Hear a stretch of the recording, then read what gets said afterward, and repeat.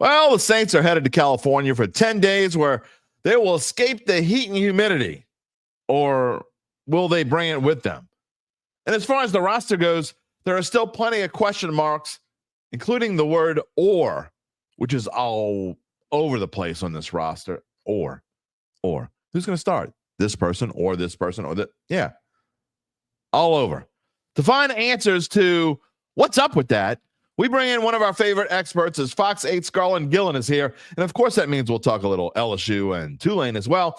School is in session across the metro area, and that includes the Dattitude podcast, which starts right now. Somebody ring the bell.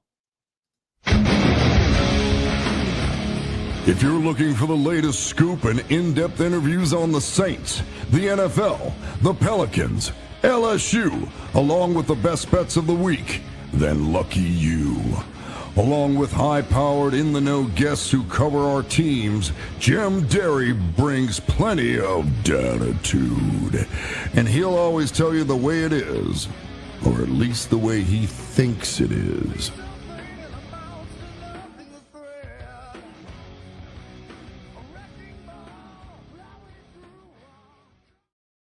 Where you at, Dattitude family? Did you hear that bell? Phil rang it. School is back in session. Thank God they are out of this house. You will all be the teacher's pet on Dattitude, episode number 399, presented by Evangeline Securities for a Wednesday, August the 6th, 2025. I am your principal, Jim Derry, and I expect you all to stay after class and clean erasers. Where's my apple, you bunch of ingrates? Expect it on my desk. Gifts, presents. You know what my present is to you today and every day? What's special about this show? If you're new, where the hell you been?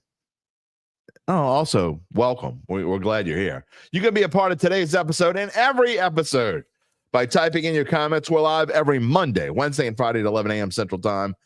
And if you're watching after the fact, you know how to get in touch with us on any of the major podcast platforms. If you're listening and you haven't, you're like, who is this dude? You found us on podcast. Yes, we are on YouTube. You can get in touch with me on X at Jim Derry Jr. or via email at jderry@theadvocate.com. Is one interesting listener wrote to me over the weekend and then again this morning. I'm about to get to that. We're going to have fun with it. If you haven't subscribed already, please do so. Subscribe to our Dattitude YouTube page. We have a lot of fun here. You're missing out if you haven't subscribed yet. It just takes a second. Give us a like. Click the little bell. You know, the old thing that helped the algorithm. What is an algorithm? Algorithm, by the way.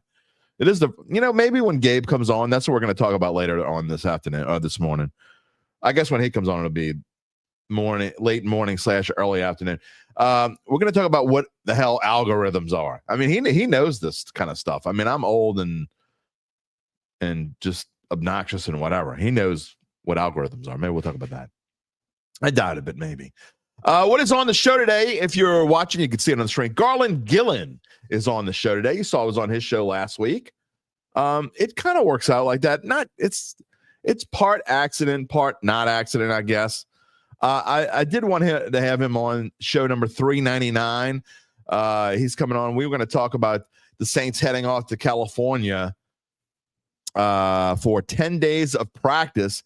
And I know when they were practicing there in camp last year, it was nice. The weather was nice. It's not as nice. I'll just say this. Forecast for Irvine, California. There's actually a heat advisory out there or in the area of Irvine. Although when I look at the Weather Channel, it says high today, 85, low 68. Is that a heat advisory? Maybe for them it is. It could get up to 94 in some areas with no humidity. Who gives a damn? I mean, seriously, whatever. I mean, that's what they call a heat advisory. Tomorrow it's getting up to 89, Friday 85, Saturday 84. I feel terrible for them. I don't know how they're going to get through this. I mean, that's awful. Yeah. Anyway, I told you I was going to tell you about, we're going to take some comments in a minute. First, what else is on the show? Live TV, dummy. Status quo quarterback. There's a bunch of ors. Did y'all see this? It's Spencer Rattler or Tyler Shough or Jake Haener. We're going to get into that with Garland early. I got some flack also and some comments the other day. They did not like me building up Tyler Shough. The Rattler lovers did not like me saying that there were signs that Shough is going to be the number one quarterback. No, they did not like it. In fact, I'm not going to mention any names, but there are some people that I read stories and saw some pods that I don't know, maybe my ego is getting too big, but they at least saw the title slide for the show and said, "Oh no. We're going to build up the Rat." And then said, "Oh, it was different. Rattler had 2 starts in a row in practice. That's making everything different." And they didn't do the what they did the other day. And when they brought Shough in, and then they say later on, "Oh, by the way, Shough came in with the ones." So which is it? Did he not play with the ones, or did he play with the ones? I don't get it. And then Shough actually, you want to talk about stats that matter, and well, no stats really matter in practice. But if you're going to find a stat that matter, who threw the most passes? That would be Tyler Shough. Just saying. Anyway, we'll talk about that with Garland. I think I am the only one in the media now. The Saints have done such a great sell job with the fans and with the media. The Saints have done such a sell job. I think everyone in the media now thinks that Spencer Rattler is going to start game 1. I really think that like these people are actually believing that Spencer Rattler is going to start game 1. 75-25. He could still start. It's 75-25, and the 75 is Shough. I mean, what do these people not get? Let's see. We're going to start the other person's dude who was drafted in the 5th round over the dude we drafted with the 40th pick of the draft, who we think could be the future of this franchise. Doesn't make any sense. Anyway, I'm going to get Garland's like on the fence. I think Garland's like 50-50. We're going to ask him what he thinks. I realized after the show on Monday that I had like built up talking about movement on the Saints over under win total, and then I never talked about it in the show on Mono E Monday. We had so many comments, and I did not go back and count them. We had a ton of we had hundreds. I mean, literally hundreds of comments. We showed most of them. So I never got to the movement on Saints over under wins. We will do that with Garland this morning. He's on from 11:20 to 11:50. He's got to bring some of the Fox 8 dudes to the airport. So he's got to be out of here by 11:50. So he will be going by then. And then we're going to try to squeeze in some thoughts on Tulane and LSU. See if their numbers have moved at all. Spoiler alert, LSU's numbers have moved a little bit. And we've been talking about value to win the SEC as I drank out of my Cubs cup this morning. They have moved a little bit. All right. So I want to get to a couple things here. Number one, and I definitely want to get to some comments this morning.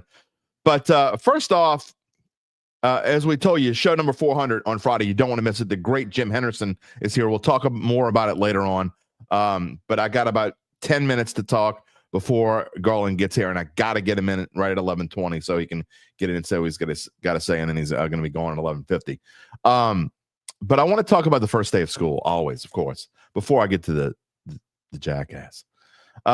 It's a great day here at the Derry. But, you know, those of you out there who have kids and those of you who are my age or maybe a little younger, maybe a little older, whatever, you know how fast it goes. And so I'm just going to show the Derry girls this morning. No, not the TV show or Netflix or whatever it is. I'm talking about my girls, Ella and Lucy Derry. It is insane to me. Ella is she is starting high school today as her first day of high school. Obviously, they're on the left with their signs that I make them every year. They asked me, Daddy, are you going to make the sign? Of course, I'm going to make the signs. Ella's birthday is always the week that school starts. She's going to be 14 this year. Let the fun begin, boys and girls. Knocking on the door is going to be happening soon, and I can't wait to answer that door. Come on in, young fella. Going to have some fun with that. Anyway, Lucy is 9. She's starting the 4th grade. She is out of elementary school. She is in the middle school. Where does the time go, boys and girls? Yes, today is the first day of school, at least here in St. Tammany Parish, and I know across a lot of places in the metro area. So I say hello, and thanks to all the teachers out there for everything that y'all go through for a year. And I know most of the teachers are going to be listening to us after the fact. So if you are listening after the fact, We love you all. Thank you for taking care of our children and teaching them how to be young adults. We can't live without you. So thank you to all the teachers out there. And but I'm glad the kiddies are going. All right. I told you I want to talk about this random jackass. That's what he is, a jackass. I don't read all my emails because sometimes I forget. But I had to read this one. I got this email last week, and I forgot to read it to you. It was right after we did the show about the Dome. What was that, Friday with Zach? Talking about our big section on the Advocate and Times-Picayune 50-year anniversary of the Superdome. By the way, I think today is the anniversary of the first game played in the Superdome. I think it was 50 years ago today. Oilers and Saints preseason in the Dome. But I'm not going to even mention his name. I don't want. We'll just call him out. He's a numbnuts. And we get some numbnuts on the show. We show a lot of comments from numbnuts. But this one was an email. And it starts with, I'm quoting here, isn't it time, and I'm not going to talk about his really horrific grammar and no punctuation and whatever. He's got to be from Atlanta. Gotta be from Atlanta. And when I read this to you, you'll know he's from Atlanta. Isn't it time to implode that 50-year-old eyesore?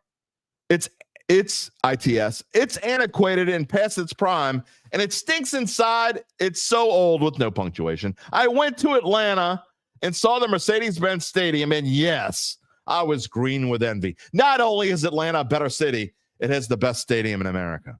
My response was, no, it's phenomenal, and I'm glad the NFL still thinks so. Well, he responded with, he didn't respond till this morning. He said, I hope you enjoyed your Super Bowl. Oh, wait, I'm sorry. I hope you enjoyed your Super Bowl there in that rundown, flood-prone city. That's a sitting duck for a Cat 5 hurricane because it was your last one. We've had more than anyone else, but it's our last one. Too many great stadiums, and the smelly Superdome is not one of them. And I responded, it must suck going through life as miserable as you are. And his last response, because I'm not responding again, but we thought we'd give him some pub. We like to, it's numbnut day every now and then here on Dattitude. He says, not as miserable as you are, living in a sinking, stinking, declining city that depends on pumps for its existence. What 14,000 left that anal cavity of America last year? It's hurricane season, bud. It's peak season.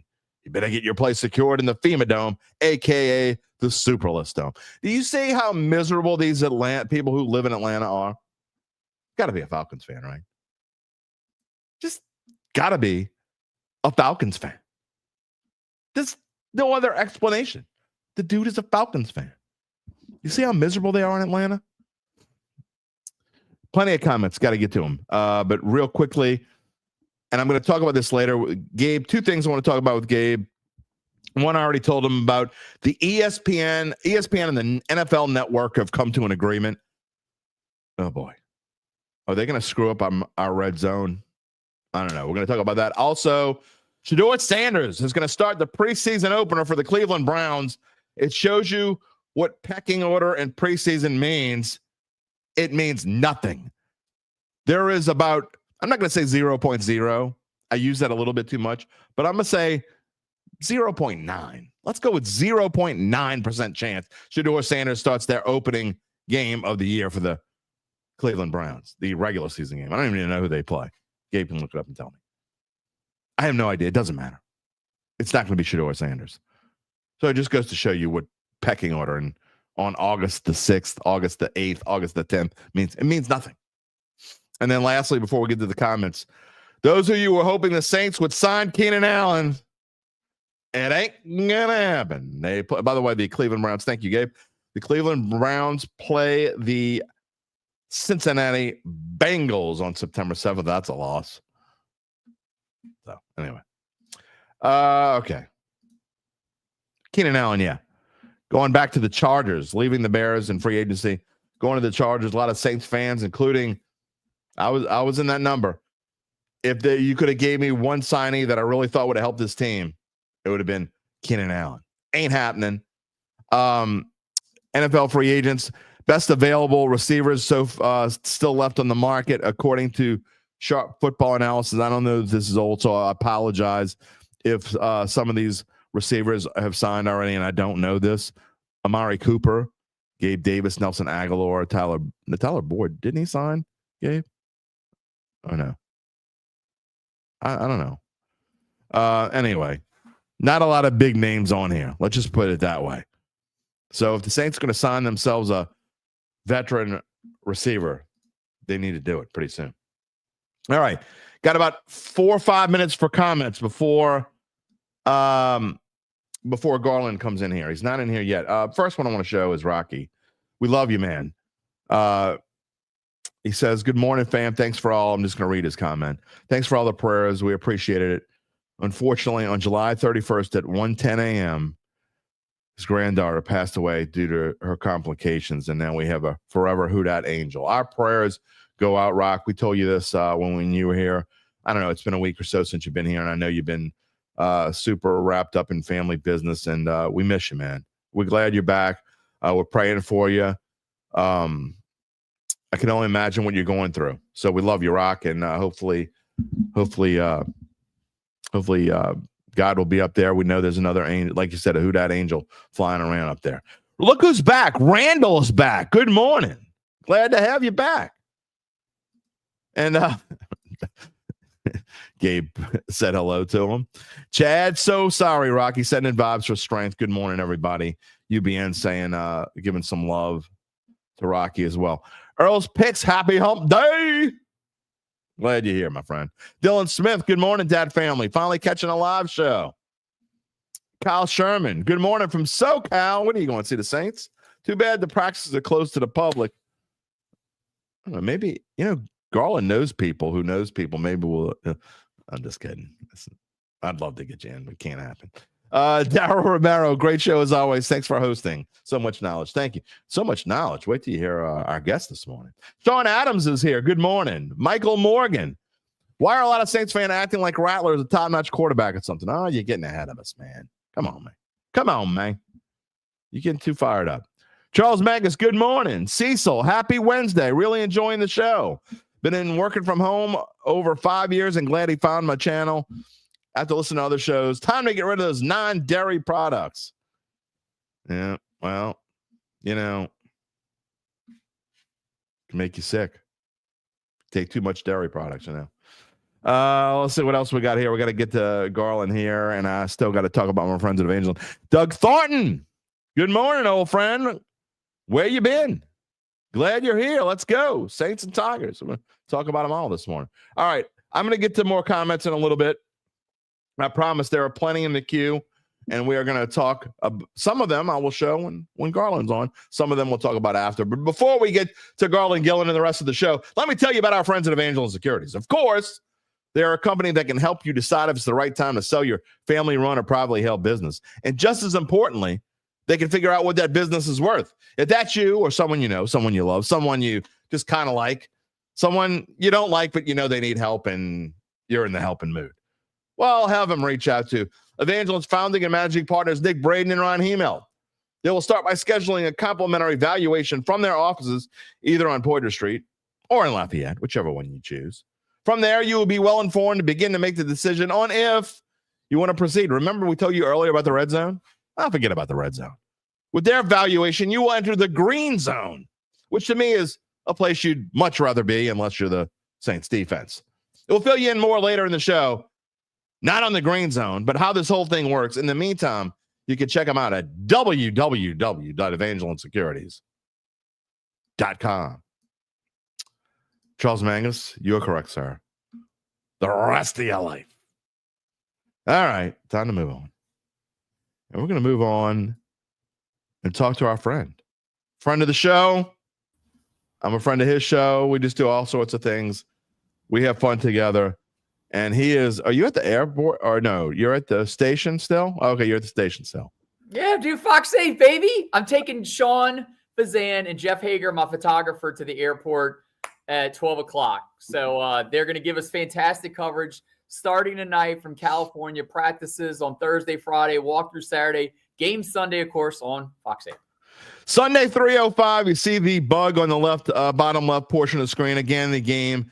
All three preseason games are on Fox 8, I believe. Am I correct? Oh, you are definitely correct. Pregame every 30 minutes for every game. Jermon Bushrod, Juan Kincaid in studio. So, let's get some real football here. We're almost to Sunday. I'm tired of talking about practice, but that's all we got right now. Practice. It's just practice. We can only talk about the same thing so many times. But so that, not talking about the same thing, before we get into what's really important, every guest that I've had since I've seen these, I have asked them this question that's not really important. In fact, it's not important at all in the grand scheme of things, but a little lighthearted start. And I haven't had you on since I've seen this. So I want to get your opinion on the Saints khaki jerseys. And I just, what do you think of these things? Not a fan. I do love the white helmet that they have. Like, thank you. There you go. Great production work here by the Dattitude podcast. I like if they do the color rush uniforms with that white helmet. Those are going to be awesome. The khaki uniforms, they need to go. I mean, they're 0-1 in them. In that one game they lost was the Dante Culpepper game. So it's bad mojo. I mean, I remember back as a student in like 95, Jared Nardo broke out the purple pants for a game against Kentucky. They lost. The purple pants never made a return ever. So, hey, learn something. I've told this story a few times here on the show, but the only time they wore those khaki jerseys, they were actually gold for that one. They were ugly. They were ugly then, they're ugly now. But it was the day after that game, and I could tell you the date of the game, December the 15th, 2002. And the reason why I know the date of that game is because it was the day after my first wedding. Okay. That marriage only lasted for just short of 3 years. So the jerseys kind of went with the wedding. I caught when you said first wedding. I was like, you mean your first? Okay, never mind. I'm glad you explained it. Hey, So that's how that went. Yeah, that is life. All right, let's get into what's really important and have some fun here this morning. Interestingly, interesting or not interesting, the Saints line for not the preseason lines. We always tell people if you're betting on preseason, you might need to call the number. However, the Saints were 2.5-point favorites when we were here on Monday. Today they've dropped it. I don't know that I've ever seen minus 0.5. It usually just goes to pick them from 1, but whatever. This morning on DraftKings, the Saints are a 0.5-point favorite, down from 2.5-point favorite against the Chargers.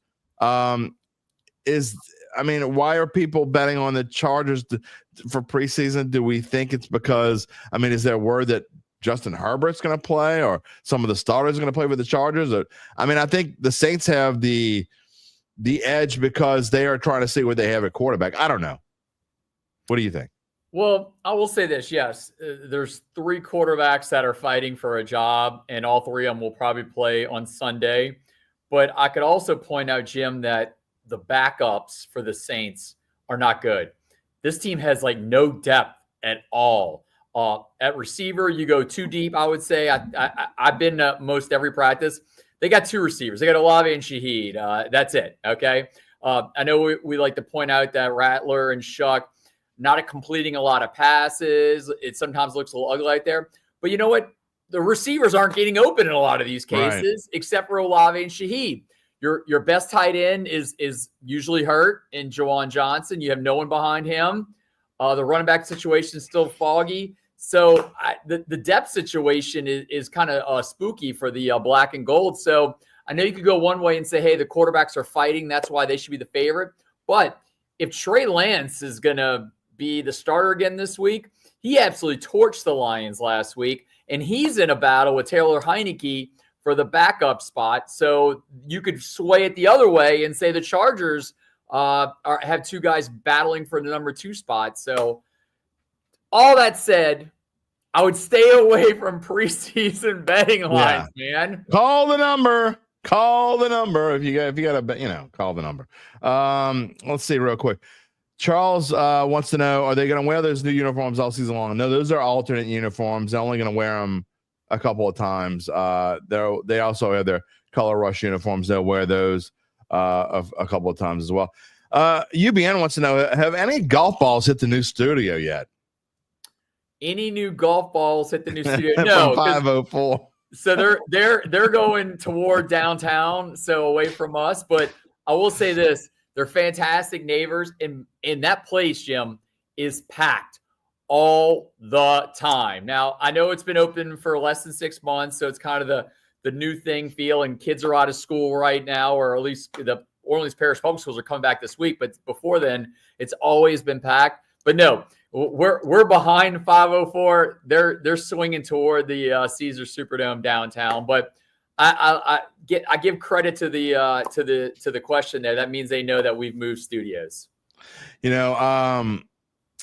It's a great studio, by the way. I mean, and I've been privileged and honored enough to be there a couple times already. It's just fantastic what you guys have done. I was in. It's a little different than when it was WLAE Studios, which have moved now close to the Causeway. But man, it's an incredible place, and you guys are doing some great work over there. I appreciate it. Yeah, I love these new studios. I worked at the other stations. I mean, WWL is in the quarter. That place has been there a long time. Right. It needs an upgrade. DSU's got a fairly new studio. I worked there. Nice as well. Yeah, I worked there in college. You've been over there. So I've been to the WWL and DSU, and this one, our old station, yes. That place was from like the 1960s. It definitely needed upgraded. But then this new place is beautiful. We got 4 stories, and we have multiple sets. We can have 2 shows going at the same time. When LSU had their celebration for their national championship, it was the same night as the Pelicans draft. So in Studio A, we had the LSU celebration. Studio B, Shough and I were hosting our draft coverage. So it's really cool to have 2 shows going at the same time in 2 separate studios. Yeah, it is nice indeed. And, we can have our – we can do our show. We don't have to be quiet for the weather people while they're doing their thing anymore. Yeah, Bruce can be a little loud sometimes when he's doing those teases. So yeah.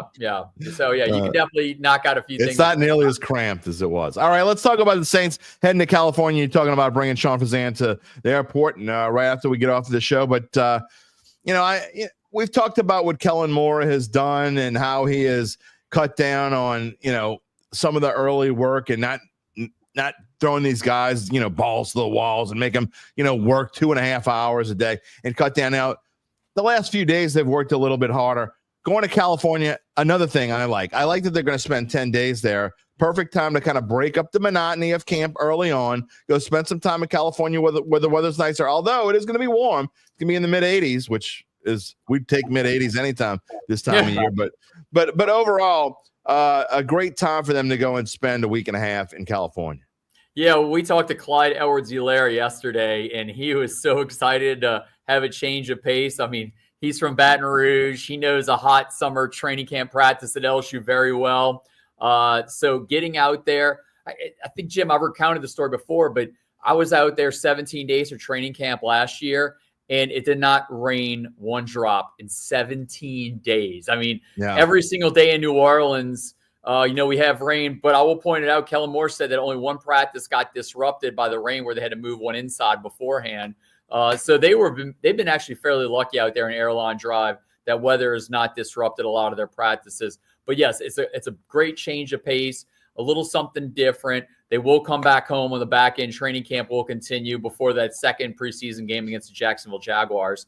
But yeah, nice change of pace. And Irvine's a beautiful campus. You're only 5 to 10 minutes from Newport Beach, where our condo was last year. So I'm a little jealous of Jeff and Sean, but I'll definitely get some LSU and Tulane coverage in while they're gone. No doubt about it. All right, a couple comments here. Booker, who dat? Glad you're here. Let's see. There was a couple things I want to show you. My friend, the Preacher Man, is here. Welcome. Brian wants to know, where is it? Here it is. Oh, S. Callie also here. Who dat Nation. Brian wants to know your impressions of Kellen Moore as a head coach so far. He seems a lot looser than Sean Payton, and the polar opposite of Dennis Allen. Well, I will say this. He's already very media savvy. If you sat through press conferences, he gives you no information at all. He's very down the middle, keeps his answers very short and direct. You ask him about somebody throwing an interception. He's like, they'll work on that. They'll fix it, this and that. He stays kind of fast and narrow with his sound bites. I love his practice routine. they do a hurry up offense, so they get the same amount of reps in that you would for a longer practice. So they're not missing anything. These are hour-and-a-half practices instead of 2 hour, 2.5. I remember practice last year, Jim, at Irvine. We started at 8:50, and then they went to 11:35. Man, that's long, man. And the longest practice they've had here is like hour 50, hour 55. Right. And that was a scrimmage when they went 126 plays. But other than that, they've been pretty quick on these practices, hour and a half, hour 15. They get everything done. So he's learned. I mean, he was with the Cowboys, the Chargers, Eagles, now with the Saints. So he's been around winning organizations and seen what they've done. I like Kellen Moore as a head coach. I think he will succeed in New Orleans. I just don't think he'll succeed with this current roster. They're definitely going to have to make a lot of changes in the coming years, give him some help. But I think he will make the playoffs with the Saints because I definitely see a vision. I think he is a smart offensive guy. Just this roster is not good. Maybe not this year. Not going to make the playoffs this year. No, not this year. Yeah. No, We'll talk about it. We'll talk about odds in a minute. Before I get to the quarterback situation, obviously that is going to be something we have to talk about here this morning. Kyle Sherman, which nickname for? We're going to get to Gets Laugh in a minute. I clicked on the wrong one. We'll get to that in a minute, Kyle. Do you think Devin Neal setback will cause him to fall to the practice squad? Untimely, and there's no guess good time for an injury, but when you're talking about a 6th-round pick who is probably already struggling to make this team, you look at the depth chart and where Devin Neal is. I think he was like 6th. I think his chances, depending on how long he's going to be out, might start the season on the PUP list. Yeah, that is tough for him. Oh, yeah, with the hamstring injury, because right now behind Alvin Kamara, it's a mixture of Clyde Edwards-Helaire, Kendre Miller, who's yet to get injured in training camp. Now, we'll say this. He hurt his hamstring 5 minutes into practice last year in Irvine. So I know that first practice, he better be just drinking all that Gatorade, getting those electrolytes in him because, just because it's beautiful out in California doesn't mean you need to load up. You need to load up on that, on those liquids. But yes, Kendre Miller, Clyde Edwards-Helaire, Marcus Yarns, Devin Neal is out of the mix, and Cam Akers. I will say this: Kendre's shown some spurts. So is Edwards-Helaire. Not as much Cam Akers. Marcus Yarns a little. Devin Neal hasn't popped as much either. So yeah, there's a chance that he might start off this season on injured list. Yeah, it definitely hurt him because I know he was going to get some playing time in these 3 games. Good segue into talking about the depth chart. And if I remember correctly, this initial depth chart that came out, obviously Alvin Kamara is 1, and it really should be 1 and then 4 because it doesn't matter who 2 and 3 is. And all kidding aside, Kendre Miller, I believe, was 2. 3 was Cam Akers, 4, and I'm not looking at anything, so I'm doing it off the top of my head. I believe 4 was Clyde Edwards-Helaire, and then, whatever. But Velas Jones Jr. was the other one I forgot to point out there, who's had a touchdown run on a draw, 25-yard touchdown. So, yes, I'll put his name in there too. But, yeah, it's just throw them up in the air. Let's see how they do in these preseason games, but it's very muddled behind Alvin Kamara. Yeah, it certainly is. All right. We got to spend about 5 minutes here on the quarterback situation because obviously we spend time on every show talking about it. And we're not going to stop talking about it probably until the regular season starts and probably still be talking about it then. But, we talked about it on Final Bet last week, and here we are again. Look, the first depth chart, I don't know why anyone's surprised, but it says the same thing that Dennis Allen's depth chart said when you were talking about who was the second string. This year, we don't even know who the first string is or the second string or the third string. It says Spencer Rattler or Tyler Shough or Jake Haener. And look, I made an argument Monday, and the Spencer Rattler lovers did not like when I said this, but I made an argument that I think because of what we've seen in practice, I know the media doesn't agree with me for the most part. My friends in the media don't agree with me, but I think there are signs that what we kind of already thought in the beginning was that Tyler Shough is probably going to be the starter on this team. I know I'm in the minority when I think this, but the fact that they're kind of rotating in, and it's going to be Rattler or Shough. I mean, I think there's almost 0% chance that it's Haener. But I think that they're rotating in and they're trying to figure it out. I think Rattler's going to start this first preseason game, but I think within 10 days or so, when they come back to New Orleans, I think we might know officially who it is. I still think it's Shough. Well, with this unofficial depth chart the Saints sent out, you could look at other spots where like Cam Jordan is in there as a starter, which is not true, but they say that's for seniority. Right. Well, guess what? If you're going to go by seniority, then wouldn't it be Jake Haener or Spencer Rattler or Tyler Shough? Right. So they're not going by seniority when it comes to quarterback. I think that's the rotation that'll probably go into the Chargers game of Spencer Rattler, then Tyler Shough, then Jake Haener. Jake Haener's out of this thing. He missed his rotation day with the starters. I'm with you right now that this race is wide open. At this very moment, Rattler is ahead of Tyler Shough. There's no doubt when I watch it at practice. But Tyler Shough within the last week is starting to catch Spencer Rattler. And also I want to make it clear, Jim, neither one of these guys are like playing lights out. Yeah. Right. I would pray that one of these guys would just all of a sudden just blow the other one out of the water. It has not happened. It's the same thing when I watch Tulane practice with the 4 quarterbacks. None of them are separating themselves exponentially. It's same things happening on airline drive. I don't see it from Tyler or Spencer yet. Tyler makes a beautiful pass. I'm like, oh my goodness. And then he throws in a double coverage and then gets intercepted by Jordan Howden. Like, it's like, goodness me. It's just like you take 1 step forward, 2 steps back. So this thing is still wide open, but both of them are making mistakes. Neither one of them look like upper tier quarterback. They're definitely, if there's 32 quarterbacks in the NFL, they're definitely looking 30, 31, 32 right now.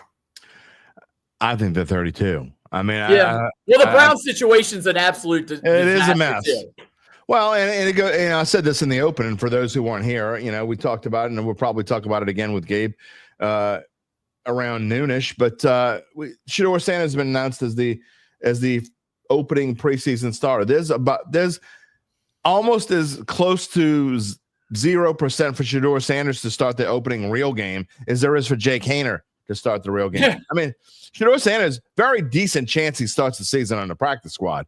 So it just goes to show that preseason really doesn't matter all that much when you're talking about, especially a quarterback. I mean, we're not going to find out any answers for at least another 10 days or so. No, you're right. And I think they already know what they have in Joe Flacco as probably who will be the starting quarterback, it looks like, for the Browns in that opening game. But they're on the same pathway as the black and gold right now. Top 5 pick in the 2026 NFL draft. They can get another quarterback that start for them next year. I mean, they've had an insane. I mean, the Browns starting quarterback, if you go through them all, I mean, like in this century, they've had between 10 and 15 quarterbacks, which is absolutely insane. You pine for the days of just Drew Brees being your starting quarterback, but those days are over with. So, it's 31-32 for the Saints right now because I'm not going to give Joe Flacco. Fair enough. Or Kenny Pickett the edge over the guys in New Orleans. Isn't Joe Flacco like our age? I mean, dude, he is up there. I can't believe he's still in the league. I mean, he did win a Super Bowl with the Baltimore Ravens, but that feels like a decade ago, which I think it was like a decade ago. It really does. It really does. Yeah, Flacco is still in the mix also. So yeah, they're neither one are setting the world on fire. Rattler and Shough, but hey, we got 3 preseason games to figure this out, and it starts Sunday. So I'm actually excited about the Chargers Saints game on Sunday to kind of see what this quarterback situation looks like. Yeah. Here's a good time to plug our NFL previews, which have started on Monday. We're doing them as shorts, all on our Dattitude YouTube page. Oh, and on our TikTok page as well. But Kyle Sherman says the other one is the Colts. He's right. Anthony Richardson duking it out with Daniel Jones. I got a feeling Daniel Jones is going to win that job. That's another one too. That one also is pretty bad. Charles wants to know why did Teddy Two Gloves sign with Tampa Bay Buccaneers? I mean, he it looks like he pretty much was forced out of being the head coach of Northwestern High School Miami for inappropriate gifts, which is absolutely insane. I didn't know you couldn't give gifts to your own players in high school, and it kind of forced his hand to go back in the NFL.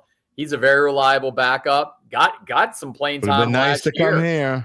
Yeah, would have been nice for him to come here. Yeah, he actually got a few snaps last year for Detroit because Goff got knocked out of one of the games and then got back in there. So I mean, Teddy's a backup. Yeah, but he would. This is why he would have been perfect to come here because I think this team needs a veteran presence at quarterback. I've said this before. And to have a guy that's obviously wants to coach at some point, he's already kind of coaching. So to have a guy like that on this roster, I think would have been fantastic, but it is what it is. Yeah. And the Saints quarterback situation might have some movement on the back end. We'll see when those final cut down days come, when they go from 90 to 53, especially some other positions too. Wide receiver and tight end, they're definitely be in the market to grab one of those guys. No doubt about it. UBN says Joe Flacco was 76 years old when he fought. I don't know, but he did whip Joe Lewis's ass. That's what I heard. I'm not 100% sure that's really the case. But anyway, more questions than answers on this team as they go to California. Garland, it's not just quarterback. You talked about wide receiver and running back and tight end. There are injuries, and you go to the defensive side of the ball, and I mean things are starting to look better in the defensive backfield. But how much is Danny Stutzman going to play? What's the front line going to look like on opening day to start? I mean, there's just so many questions with this football team. Yeah, I would say on defense, you got in Devon Godshaw. That has been a guy that is just engulfed running backs there on the defensive line. Then on the outside, I think Chase Young has had a strong camp. You mentioned a linebacker, Danny Stutzman. I think he'll get some sparingly playing time just because Demario Davis and Pete Werner are your starting linebackers. And then he's still fighting with Nephi Sewell with the second unit. And then Kool-Aid looks great at cornerback. Like they got, I think, a bona fide possible superstar at cornerback. And then at safety, Justin Reed is one of the better ones in the NFL. They got really lucky and Julian Blackmon was on the market because he picked right up. To show you how bad the depth is at safety, Julian Blackmon came in like practice one and already stole the job from Jordan Howden and Jonas Sanker. Now, Jonas Sanker is a rookie, that's fine. But for Jordan Howden to get beat out by Julian Blackmon in a couple of practice is pretty sad for his future with the black and gold. Yeah, I hear you, and I'm with you on that.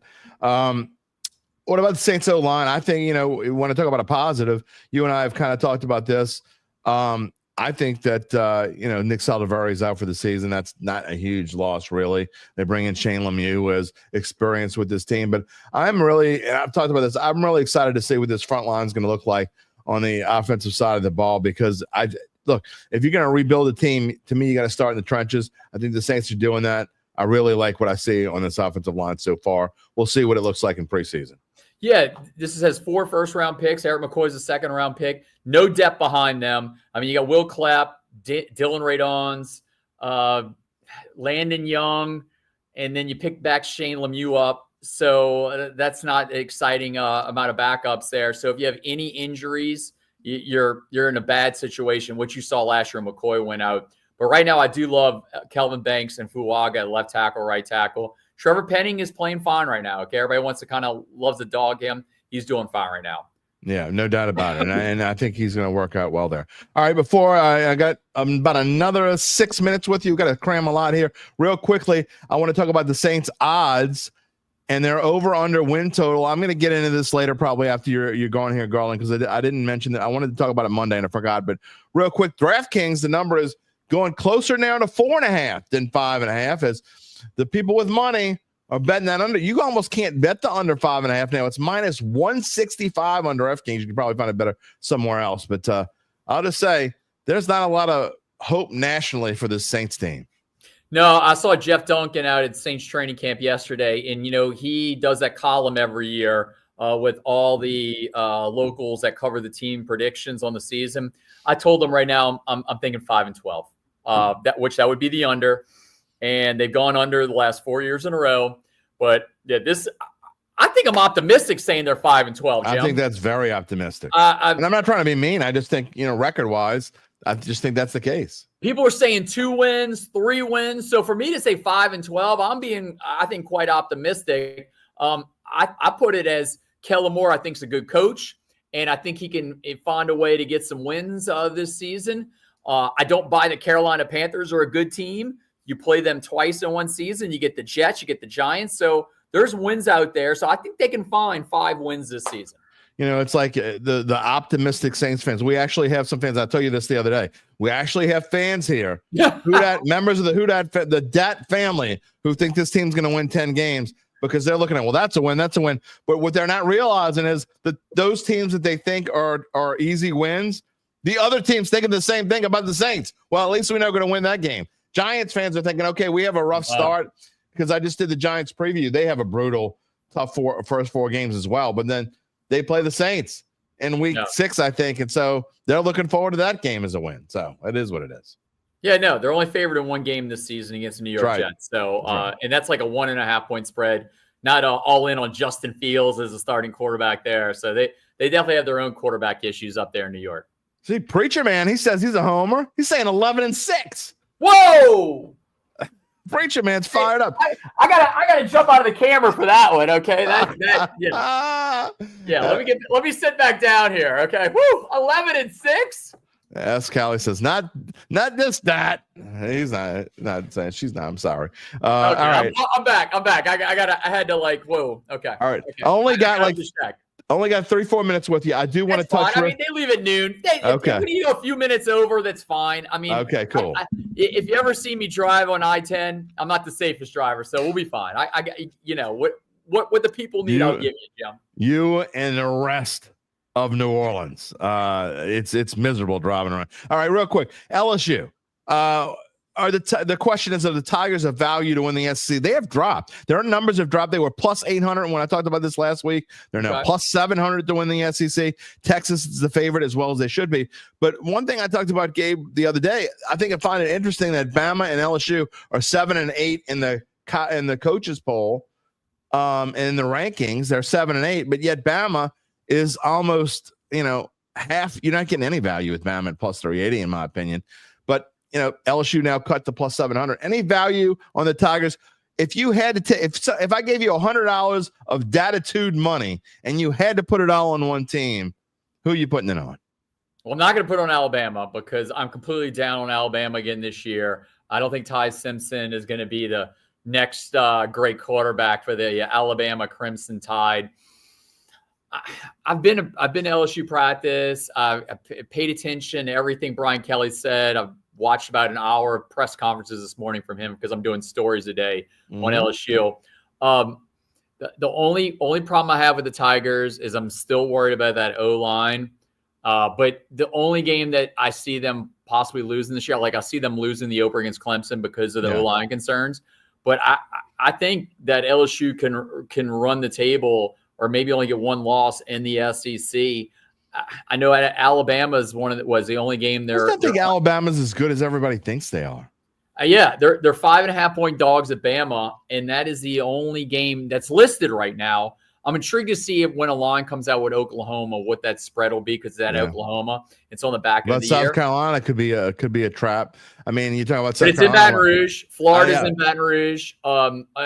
He struggled with them last year. Yeah, and everybody's really high on Austin Simmons at Ole Miss. We'll see. He's still a teenager, 18 years old. Yeah. So we'll see with him. So I'm with you. Like, I think that LSU has a legitimate shot to win the SEC.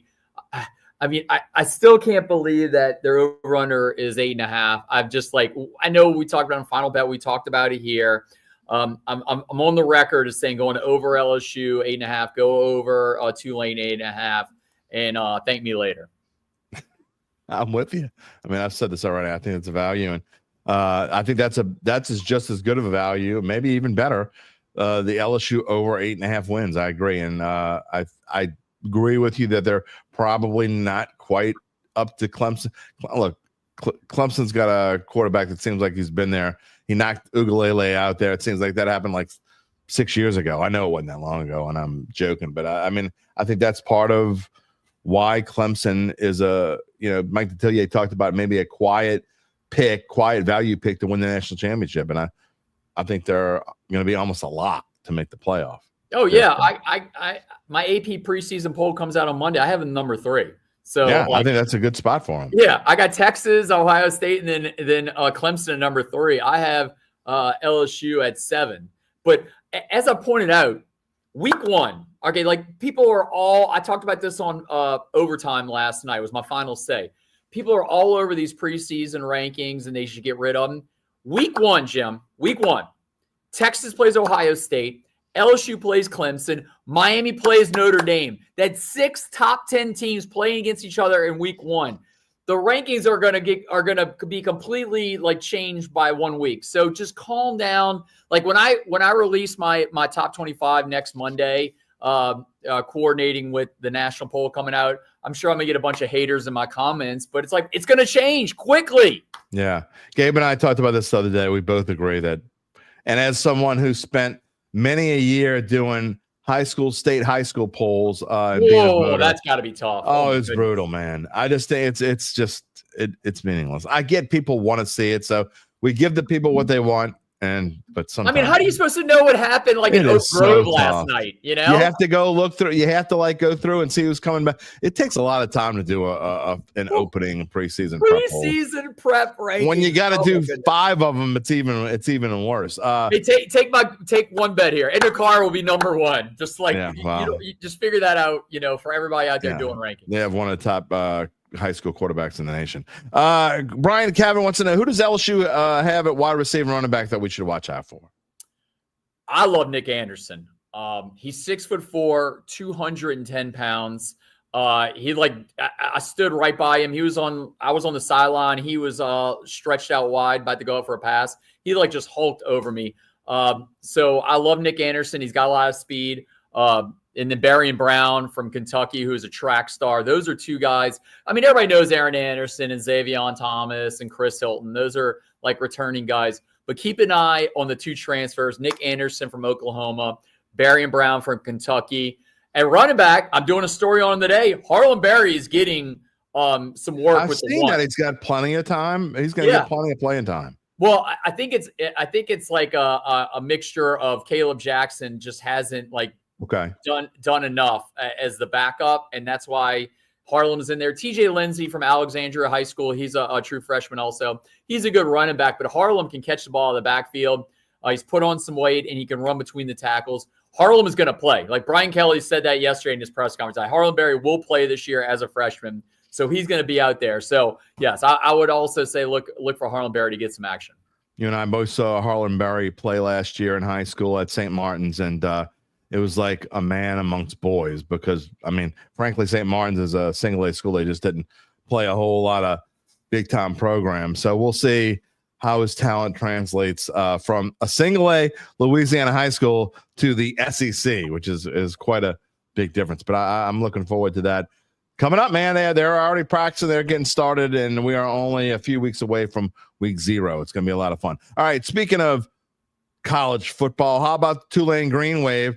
They are second among the non-Power 5 teams to make the playoffs. These are updated odds as of this morning. Tulane plus 750 to make the playoffs. Boise State, the overwhelming favorite to be the one. There's only going to be one. I mean, unless something weird happens, there's only going to be one. It'll probably be Boise State. But Tulane has a chance. Memphis at plus 800, Navy and Liberty both at plus 1,000. Actually, like Navy as at plus 1,000 be a chance. But we talked about Jake Retzlaff and the quarterback situation, and the Wave have themselves a new quarterback. Not going to be officially named the starting quarterback for a little bit, but there's no question, I think, that he's going to be. They brought him in from BYU for a reason. Threw for almost 3,000 yards last year and has some running capabilities. I really like what Retzlaff can do for Tulane. Yes, Saturday night they have their first scrimmage. You only have 2 scrimmages, back-to-back Saturdays. Jake Retzlaff and Brendan Sullivan are getting a lot of work with the 1s and 2s. Coach Summerall said because Caden Samanza and Don Leary got all the work in the spring, that's why Retzlaff and Sullivan are getting all the work with the 1s in the fall. I think they're ahead of Samanza and Leary. I think it's between those 2 guys right now. Right now, I'm not going to give the edge to either one of them because I've been to 3 practices, and Retzlaff still a little rusty. He doesn't know everybody yet on the offense there. He still has some mistakes to make, but he throws a beautiful ball. He looked great in 7-on-7s. And then the last play of the practice I went to on Monday, he threw a touchdown pass in red zone. So Saturday night, I'm going to be all over watching Sullivan and Retzlaff. Yeah, it's look, it's that time when, colleges, they're so all these players, it's kind of like preseason, all the players, they're going to have, the only difference is there'll be 80, 90 different players that are going to be out in the field at different times. playing with ones or whatever. You'll see all sorts of different players playing Yeah. with the ones. So interesting situation. But, we talked about it. Tulane, they're over under as well. I think it's also 8.5. Yep. It went up from 7.5 to 8.5. It was 7.5 about a month ago. Now it's 8.5. But you and I both like the over for Tulane. Yeah, no, I think they're going to go 10-2 this year. Yeah. I think they're going to lose possibly at Ole Miss, and then maybe mix in one other game. I don't know if it's going to be the Darian Mensah Duke game or it's going to be a conference game. But yeah, I think they're going 10-2 this year. I am really high on Tulane. Their defense is awesome. It is. It is awesome. It's only got 3 returning starters, but they brought in some guys on the defensive line. One's coming from App State, who's going to be an absolute killer this year for Tulane. Summerall's a big defensive guy, so I think they're going to be 10-2 this year. And Garland's all over when it comes to college football across the spectrum. And I love all my friends in the media, but Garland does a great job along with our Jerry Smith here. Garland is got you're going to have some coverage on Tulane practice when? So the scrimmage Saturday night under the lights. Tulane has new LED lights. They're going to have like a light show this year. Okay. So they're going to check out the lights on Saturday night. That's why they're not doing a scrimmage in the morning. They're going at nighttime, 7 to 9 p.m. So I'm going to be out there. I'm off on Saturday, but I told Coach Summerall I gotta work on Saturday because I got to see this quarterback battle happen in the scrimmage. I mean, it's going to tell us a lot. No doubt about it. Lastly, I'm going to make you make a prediction. Who's going to start it on September the 7th? Who's going to be starting at quarterback for the New Orleans Saints? That's how we're going out. You know what? Everybody's zagging. Zigging. I'm a zag. All right. I'll say Tyler Shough. I see improvement the last week. I say in these 3 preseason games, all of a sudden he's going to move ahead of Spencer Rattler. How about that? You and I are both zigging. Yeah. We're zigging, letting everybody else zag. Yep. It is what it is. Same page. Garland Gillen, you can catch him on Fox 8. Final bet show tomorrow night after the 10:30. It'll be coming on about 10:35 after the 10 o'clock news on Fox 8. You catch him there. You catch him all over the place on Fox 8. And again, the New Orleans Saints will be playing all their preseason games on Fox 8. Garland, thank you so much for joining us, and I will talk to you, I'm sure, very soon. Thank you, Jim. Thanks for your time, sir. All right. Garland Gillen, everyone.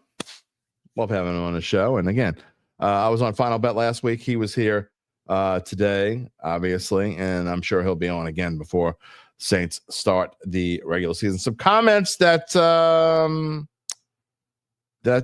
didn't get to. Where is he? There he is. I knew you would be here today. Who that daddy's here? The Rat. QB1. It's possible. I'm not going to be the other guys who are just like, basically, they're already saying the Rat's going to be number 1. I'm not going to say, I'd say 75%. 75% Shough, 25% Rattler. 0.0 Jake Haener. I think what has a better chance of happening? Jake Haener starting as the number 1, as a QB1 and just shocking the world, or Jake Haener not making this football team? I don't know. Rocky says Shough's going to start. Brian Cabot's on Team Shough. Let's see what else we're going to do. We got some. I know I missed some comments early on. I'm going to try to go back and see some. Earl's Picks is here. I'm sorry if I didn't get to some of your comments earlier. Again, we had tons of them. Mitch asked earlier, I don't know if he's still here or not, from our Facebook page, have either of us been able to tell who's had the most upside of the quarterbacks in camp? I think Garland answered this with I'm not trying to look.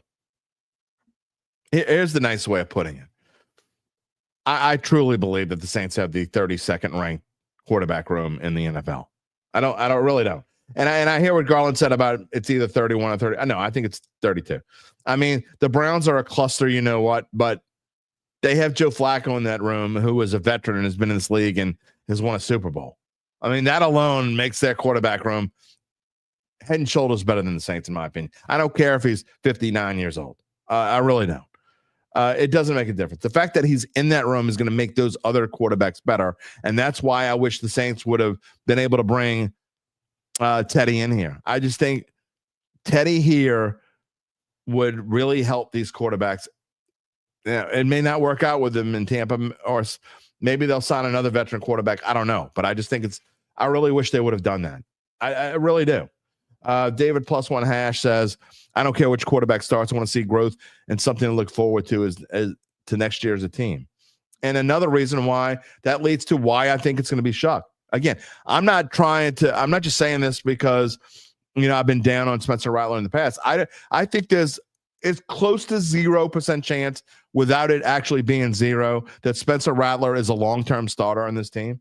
Now, I don't have super high hopes for Shough, but we don't know what we have in Shough. And again, I think Kellen Moore thinks that Shough is the only quarterback on this roster that has a chance to be a long-term starter.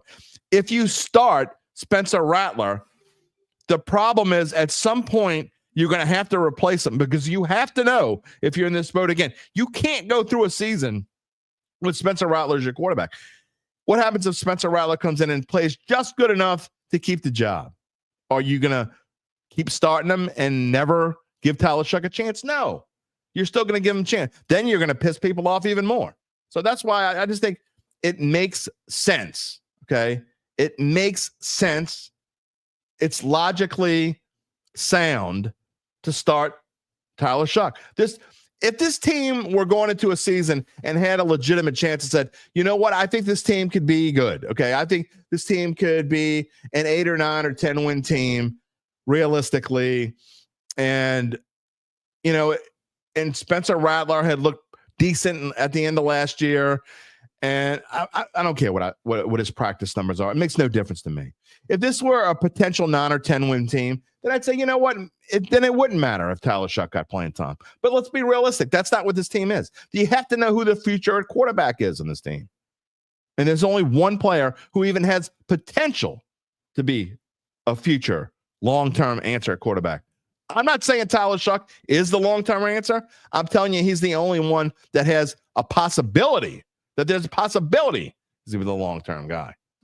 Rocky says should have brought Jameis back for the quarter. I don't deny that at all. I've been saying they should have never let Jameis go. That's a whole different story. Don't get me started on that. Lewis Jacobson says Shough, and Chad Gage says he hopes Shough. But look, I know that I have ticked off a lot of Spencer Rattler fans, and that's not what I'm trying to do. I'm just trying to be realistic and tell you my thoughts. We love to have your thoughts. I'm not going to poo-poo on your thoughts. I promise. But realistically, it just makes sense that it's Shough. All right. We may or may not talk about this the rest of the show. We got to bring Gabe on in just a minute, because I have a couple things that I want to talk about with Gabe this morning. One is I left my phone on for this whole hour. I hope it's not dead when the show's over. But anyway, it's not dead. They're always on 100%. We told you earlier, we'll let you know more about how Evangeline Securities can help you figure out what your family-run or privately held business might be worth and whether it's time to sell. How do they do it? Well, thanks for asking. After their complimentary valuation of your company, if you decide to proceed, native New Orleanians Nick Braden, Ron Hemelt, and the folks at Evangeline, they'll begin an extensive auction process from established private equity funds from around the world, okay? They will maximize the return for the founder and his or her family. Evangeline Securities is the top producer on their platform.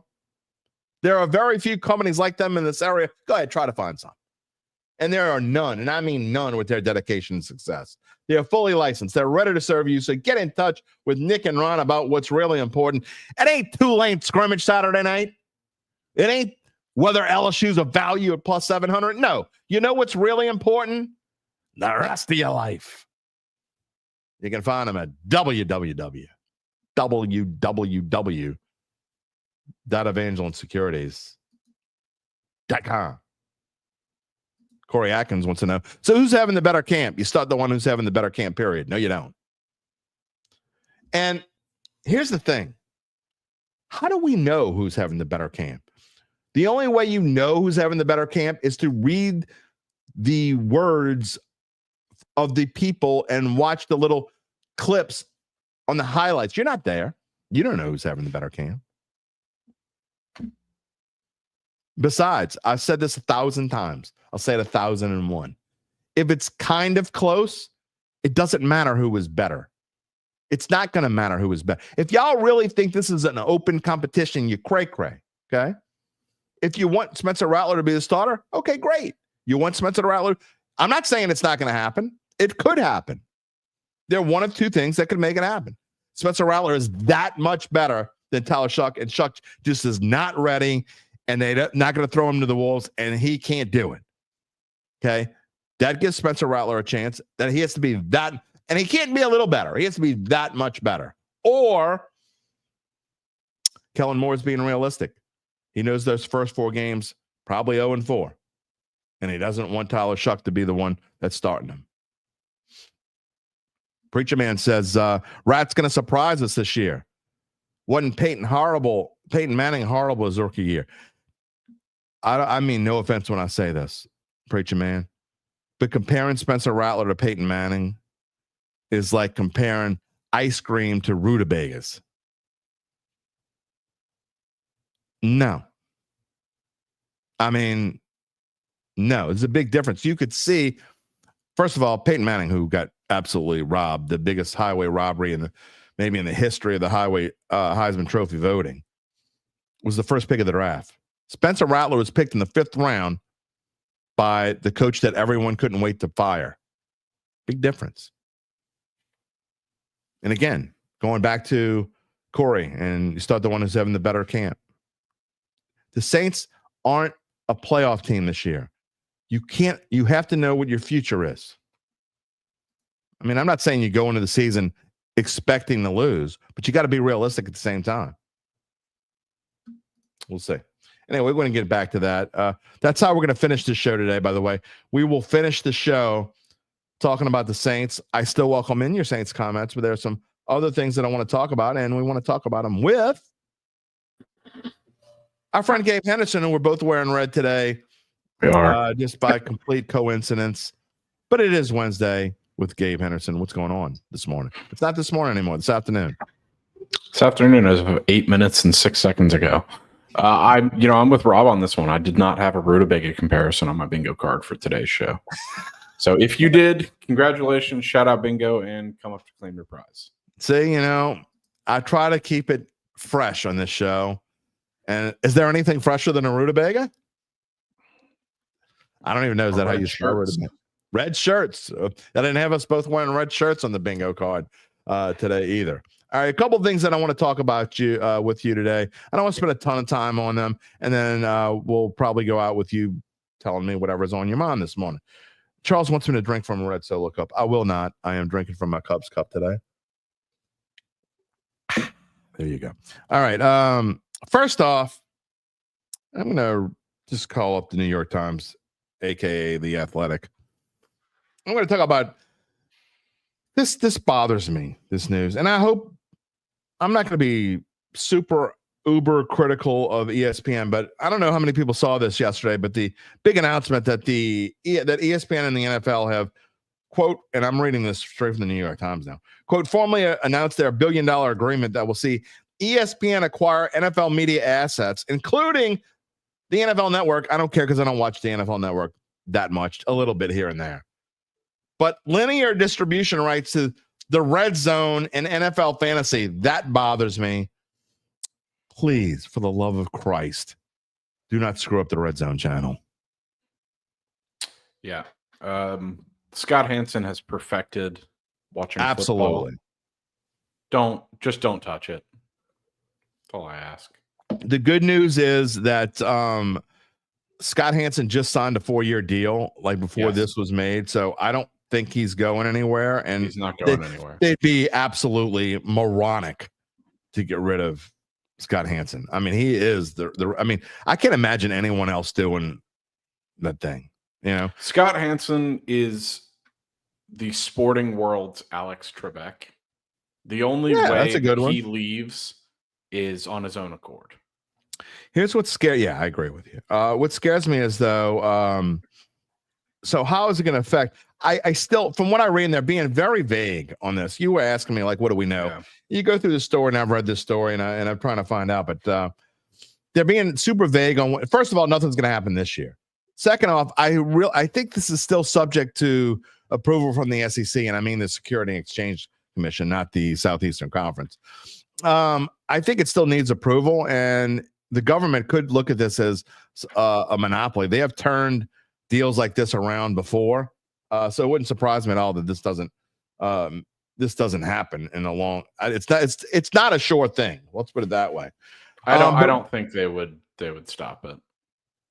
They've stopped things for less. If they stop it, it wouldn't be because it's a monopoly. It would be because the NFL would acquire a 10% stake in ESPN, which is why they did that as a separate deal, by the way. No, okay, but ESPN has its own betting, has all the betting aspects. It has its own sports book, and I think that's a lot of people's problems with ESPN nowadays. Is you get ESPN reporters who are able to sway odds at their own sports book. That's true. That is a little weird. They're towing a dangerous line. They are. And ESPN is about to, by the way, if you didn't know this as well, they're about to launch their own standalone service. So I think this is just the beginning. Fox Sports has already done it. It costs $20 to get Fox Sports standalone. Now you can get ESPN, or it's coming. It has not come. I don't think it starts. It starts on August 21st. That ESPN is starting its own standalone service where you can just get ESPN.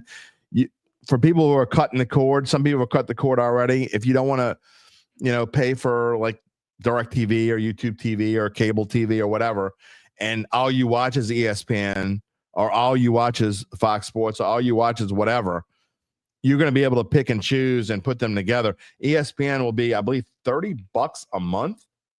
I mean, that's a lot. $30 a month is a lot. Now, that's a lot. That's the whole gray area of all of this that I'm unsure of. Cause right now ESPN Plus, I don't it is know a gray exactly area. what it is. ESPN Plus is like $12.99 a month or something. Right. So if you up ESPN Plus to $30 and include Red Zone, I'm fine with that because I pay $15 a month for Red Zone through NFL anyways. So yeah, I pay less than that. I pay I think it's like $10 a month to get the sports package from YouTube TV, and that does include the Red Zone channel. So now the last 2 years I've gotten the ticket because they had a deal to get it cheap if you signed up early on. They did not have that deal this year, and so I'm not getting the Sunday ticket. I'm just going to go with the Red Zone this year. I thought it was kind of a waste anyway, but according to the New York Times also, and I'm going to quote here from the story, the NFL held back several core media assets for itself, and the league will continue to own and operate NFL.com and all 32 team sites, NFL Plus, the NFL Podcast Network, and the NFL, quote, Fast Channel. I don't even know what that is. Notably, the NFL will continue to own, operate, and produce Red Zone and retain the rights to distribute Red Zone digitally. So I read that to mean wherever you're getting Red Zone now, you don't have to have. I read that as the NFL is still going to, distribute Red Zone the way that it wants to. So I get it through the NFL, so that's good. Yeah. David +1# says cutting the cord has gotten very expensive. You don't think that they caught on? They all caught on to this. I mean, there were ways to, 3, 4, 5, 6 years ago, there were ways to cut the cord, and you could kind of like pick around and still find ways to get what you wanted, and it wasn't that expensive. Now it's as expensive as getting cable or YouTube TV or DirecTV. It's really no cheap. And I tell this to people all the time. Oh, well, we cut the cord. Unless you just don't watch TV, it's really not cheaper to cut the cord. Mm-hmm. Or unless you watch like one thing. If all you watch is ESPN, then sure, cut the cord. You got ESPN, and that's it. But you're going to still probably get Netflix. You might get Max. You start adding all these things in together. The next thing you know, you're spending more than if you would have just kept DirecTV or cable or YouTube TV in the first place. So you do have access to more, though. Yeah, I guess so. Something else I wanted to talk about with you. What your take on Shedeur Sanders starting for the Browns? And again, here's my take on exactly why the depth charts and the pecking order and Prue starts a preseason game, because I do think you're going to see Spencer Rattler start. So it's not been announced, but I do think you're going to see Spencer Rattler start Sunday for the Saints. I just don't think it matters. It doesn't matter if Tyler Shough starts either, by the way. It does. No, I don't think it matters at all. In any case, for any team, it really doesn't matter. And here you go. This doesn't matter. The pundits. Who are the pundits? The pundits are the people you see on TV. The pundits are no different than me. Okay, so I'm not saying this. I'm just as much one of the pundits as everyone else. The pundits have the quarterback depth chart right now at Rattler, Haener, and Shough. It makes no difference. Whatever pundits you're getting news from for that, stop listening. Exactly. And first of all, I can tell you right now, zero chance there's zero chance that Haener is going to be above Shough. 0.0 chance. No anyway, so I just think it's interesting that people get fired up about depth charts this time of year. I don't like the or Rattler or that's Haener a very or collegiate Shough. thing of the Saints really, to do. I just hate that. College depth charts do it all the time. It's a very collegiate move. It's really a kind of Charles actually might be onto something here. Easy way out. Charles Sanders starting for ticket sales could be. I don't think that's why they're doing it, but I think it'll definitely have an impact. I agree. All right, what you got on your mind this Wednesday morning? As we got about 10 minutes left in the show. Last chance, by the way, for you guys. And I see there have been a bunch of people asking about Isaiah Foskey this morning. I'll talk about him when Gabe goes off. But get about 10 minutes to get your final Saints comments in. Gabe Henderson. Well, we got another Henderson coming on the show on Friday that I'm looking forward to. Jim Henderson, his first time ever on the Dattitude podcast. Episode number 400 is coming up on Friday. But what is on your mind this Wednesday morning? Did you see the picture of Danny Stunsman from practice the other day? I saw a couple pictures. He looks like he's ready to play in the NFL. He's got the Teddy Bruschi neck roll, and I'm all in on him. As if I wasn't anyway. As soon as they drafted him from his Instagram caption. He's looking like the Boz. Yeah. I mean, he had the Instagram caption that he had last year was awesome. Mm-hmm. He said something about like it was something about communion because he's a cracker with the sauce. Awesome quote. And then he brings the Teddy Bruschi neck roll. I'm all in on this guy. He's going to be a star. He's going to be a Stutz. There's just some about guys who with the mustache and just the gear that they wear, those linebackers who are they're awesome. Yeah, I love watching guys like that. I try not to get too fired up about players that other people are fired up, but I try to temper my enthusiasm. Mm-hmm. But how can you not get fired up about Danny Stutsman? You know, this and everything I was reading is I can't understand why people were like staying away from this guy and not drafting him. I mean, I read a story on NOLA.com/Saints from my insiders the other day about Stutsman saying that the Saints were the only team that even met with this dude. Why was he such a secret? It wasn't a secret. Everyone knew who he was. But I don't know. I don't evaluate linebacker talent. I used to play linebacker, but that doesn't mean I can evaluate these guys at an NFL level. I just think it's weird. If nothing else, here's the thing. Here's what I appreciate. He's getting first team reps.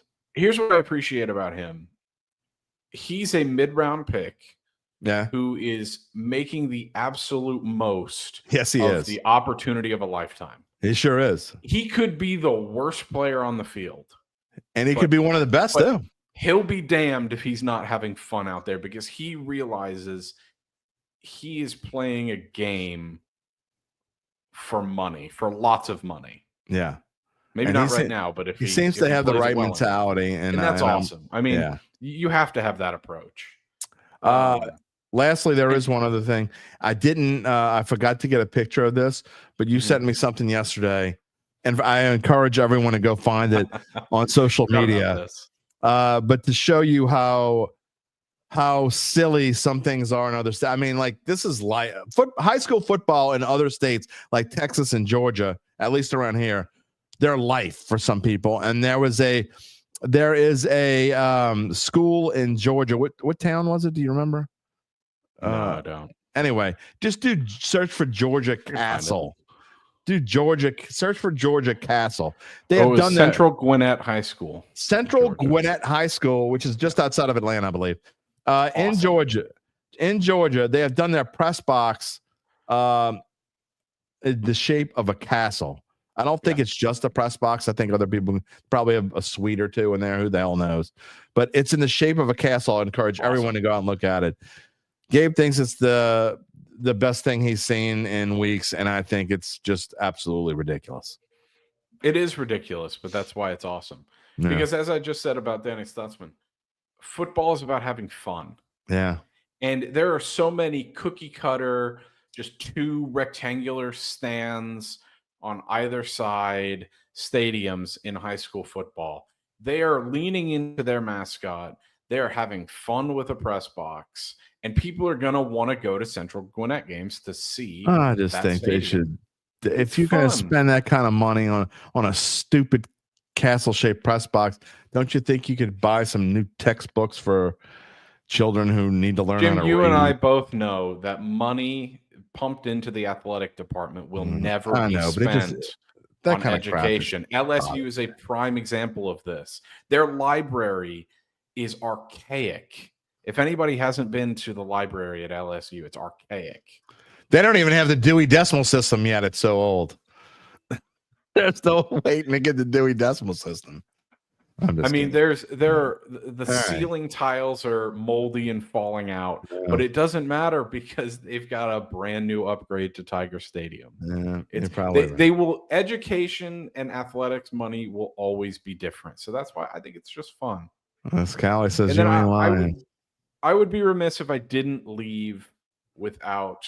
I saw a really classy interview. Hold on, real quick. I want you to come. I want you to finish with that. But Chad says they do not use textbooks anymore. I know I'm old. Then buy them iPads, Chad. Okay, I get it. I know you're just kidding. All right, go ahead. Finish up, Gabe. We got to roll.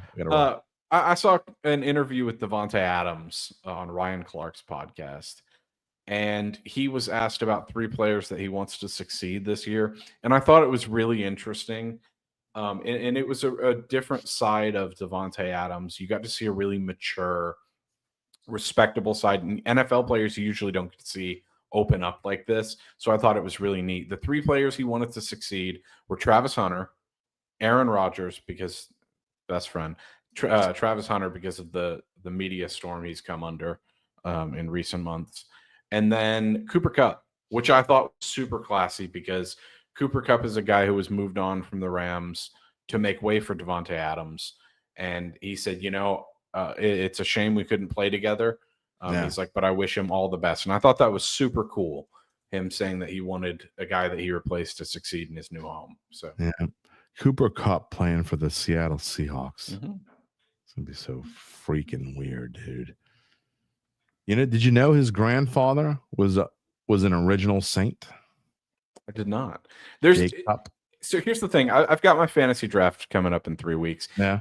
And it's going to act as a good reminder to like, oh yeah, that guy went here. I always forget these NFL offseason moves until I do a fantasy draft. I'm like, oh, wow. Forgot about this. Yeah, exactly. Happens Cooper Kupp was one of them until when you start doing previews like I'm doing, and I start going through and I'm like, oh, I didn't realize that, or I should have realized that, or whatever. But anyway, you need to catch up with the previews because Friday you're going to have to tell me whether I'm right or whether I'm wrong. That's how we'll be spending Friday with Gabe Henderson. You can tell me whether I'm right or wrong on the AFC East and the NFC East. Sounds good to me. We'll have fun with it. I will see you on Friday for show number 400. It's going to be a celebration, pal. Can't wait. See you then. Gabe Henderson, everybody. Some questions here as we go off on this Wednesday. Again, show number 400 on Friday. You don't want to miss it. It's Jim Henderson. By the way, before some of you are going to leave before you're supposed to, but it's okay. Please subscribe to the Dattitude YouTube channel. Give us a like. Thumbs up. Come on. Do it now before you forget. Couple things. Sean wants to know the Browns 6 quarterback circus switch 3 will be on their final 53-man roster. I can tell you one I know that's going to be on there, and that is Joe Flacco. The rest of them, I have no idea. I really think Shedeur Sanders is going to end up on the practice squad, but then again, if they find ways to get him in a game, he's not a mobile dude, so it's not like they can find other ways. I mean, if you're going to play Shedeur Sanders, it's not like a lot of other quarterbacks where you can find other ways to get him in a game. You can't really find ways to get Shedeur Sanders in a game except to throw the football, right? I mean, he's a quarterback. That's all he is, nothing but a quarterback. So that's why I think there's it. But then again, what Charles Mangus said earlier, tickets. Maybe they find ways to get him in. I don't know. Especially if they stink, maybe he'll get in later on. I don't know. Charles Manga says he can't wait for show number 400. It's going to be fun. We're going to have a lot of fun. Some other things. Talking about, I'm assuming you're talking about Shedeur Sanders, the money approach. That's sad. Can't find any other reason better than money. I'm not sure whether you're talking about Shedeur Sanders or the Castle prospects. I think you're talking about Shedeur Sanders. Look, everything's about money, my friend. It is what it is. Let's be real. I mean, it's sad, but that's the world we live in. Everything is about money. If we think that it's anything else, we're naive. Preacher Man says the reason why no one was paying attention to Danny Stutzman is because the Oklahoma defense was garbage. But still, though, this dude seems, I don't know. Maybe I wasn't paying enough attention. Mark Statanovich wants to know if Shough starts all season, who do we pick with the number 1 overall pick next year? I see what you're doing there. I mean, it's possible, but I think the chances, I don't think either one of them is better than the other one. I got to be honest.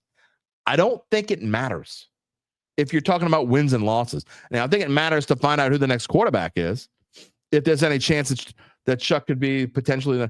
But I don't think if Rattler if you ask me, okay, somebody told me, what do you think the record's going to be if Rattler started? What do you think the record would be if Shough started? I think it's the same record. It ain't good. Okay? It's like, I haven't made my official prediction yet, but somewhere 3 or 4 wins. No matter who starts, either one of them. It doesn't make a difference. So if you're talking about wins and losses, that's what I think. S. Cali, great show. We'll be watching on episode number 400. Got to roll out. I hear you. Mark will be here for not Shough number 400, show number 4. Although SHOUH could be show, could be pronounced show if you want to. Show number 400. Chad Gay says, always enjoy the podcast. One of the best. Thank you so much. Mark also says Rattler jersey sales on the West Bank right now up at Oakwood Mall. Well, there you go, Gabe. When they win 10 games this year, you can buy your Rattler jersey online from the Oakwood Mall. As someone who grew up going to the Oakwood Mall, that place is still there. I mean, how old is it? It's older than me. When I lived on the West Bank, I went to the Oakwood Mall. They used to have movie theaters there. Man. Sean says, do I think Sanders would get snatched off the practice squad if placed there? No, I don't. He was drafted in the 5th round. Why is someone going to go snatch him off the practice squad? I do not think he would get snatched. Rocky, now you just being cheap. You bought a Matthew jersey when he retired. You probably got it half off, didn't you? Also, Gabe says, y'all were asking earlier, anyone asking about updates on his music listening, he's got a Google Sheet link up on his Twitter /X, whatever you want to call it, at Gabe H Sports. So there were some people asking the other day about Gabe's, if y'all don't know this, Gabe is got this album thing going on with he and a buddy of his. They're listening to 1,000 albums in how many days? 300? How the hell do you do that? I'm trying to listen to it. It's not showing your answer for some reason. I'm having an issue with my private chat. So anyway, I don't know what's going on. Anyway, go check out Gabe and his Google Sheet and all the albums that he's listened to if you want to follow along. David +1# as we say goodbye for a Wednesday. See? I'm having that issue again where I'm clicking show and I know it's on the screen. There it is. I don't know what's going on. It means it's time to end the show. He says, after all the teams see their quarterback depth, he could see someone taking Sanders before getting to the practice squad, especially if Sanders outs up good tape. Maybe. I mean, I'm not saying it's not possible, but if he didn't get drafted into the 5th round, the other teams didn't want him. Why would they want him now? I don't see why they would want him now. It doesn't make any difference. Rocky says $80. He spent $80 on his Tyrann Mathieu jersey. Okay, well, you got a deal. All right, that is going to wrap it up for us on this Wednesday. Oh, yeah, I always forget to go to this slide here. Episode number 400. You know this already. Jim Henderson coming up on Friday. You will want to be here live at 11 a.m. Central Time. That is going to wrap it up. I want to thank today's guests, Garland Gillen, Gabe Henderson, and you. You are always our guests. You're not just our guests. You're our family. You're the Dat family. Again, we hope you can be here Friday for the big show, big number 400. A reminder to subscribe to our Dattitude YouTube page. Click the little bell to receive notifications when we go on the air live. I'm doing my NFL previews every Monday morning, every Tuesday, Wednesday, Thursday, in the morning and in the afternoon, about 9 o'clock in the morning. The AFC East is coming out in the afternoon, the NFC East, and then next week, it'll be the AFC West and the NFC West. That'll be next week. Monday, Tuesday, Wednesday, Thursday, AFC in the morning, NFC in the afternoon, and then on Friday, after Jim Henderson leaves us, Gabe's going to tell me how wrong I am. Looking forward to it. It'll be fun.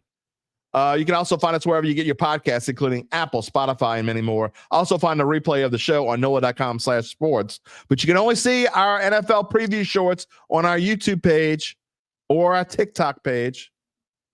Everyone have a great rest of their week. How about school starting? The kids are out of here. It is fan-damn-tastic. That is one. I hate the heat, but I love this time of year just for that. Oh, and it's birthday month, too. We will see y'all on Friday for number 400. Adios, everybody. Take it easy, my friends.